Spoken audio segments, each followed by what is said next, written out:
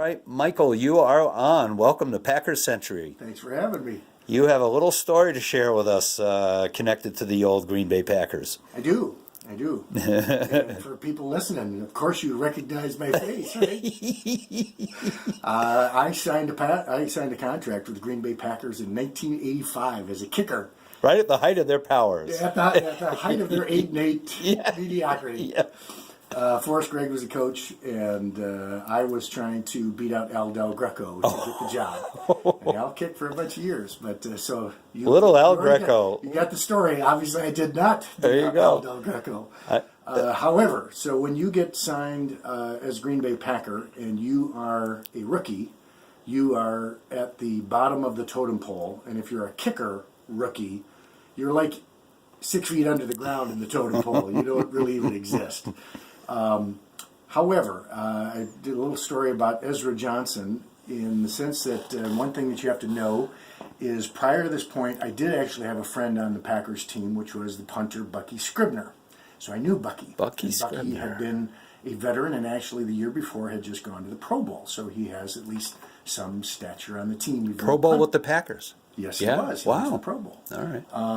But he was never impressive and whatnot, but he was just kind of a consistent guy. So he'd been there like 3 or 4 years with the Pack.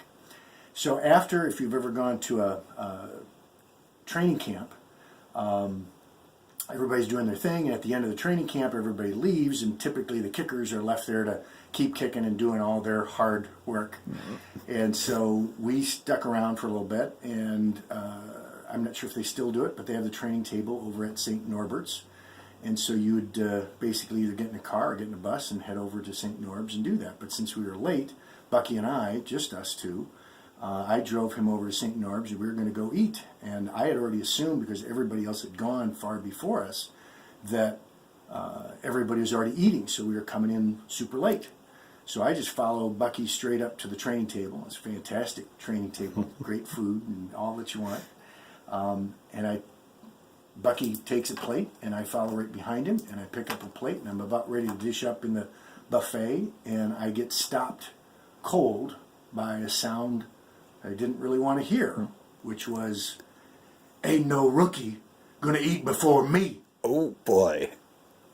I look up, and I see in the table right in front of the buffet 5 rather large gentlemen who now just stood up.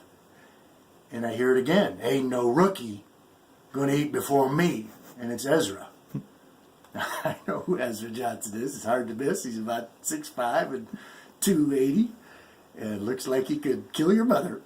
And so he walks up slowly with his posse. And I'm like, this has got to be a joke. And then I notice, though, nobody in the place has been eating. They must have just brought out the food. They must have just timed it up. And so great timing. The rookie kicker. Yeah. Bucky's not in trouble. Bucky's a vet. He can do what he wants. And so Ezra comes up to me, and I feel like, in the movies where I'm standing there looking basically at Ezra's belly button.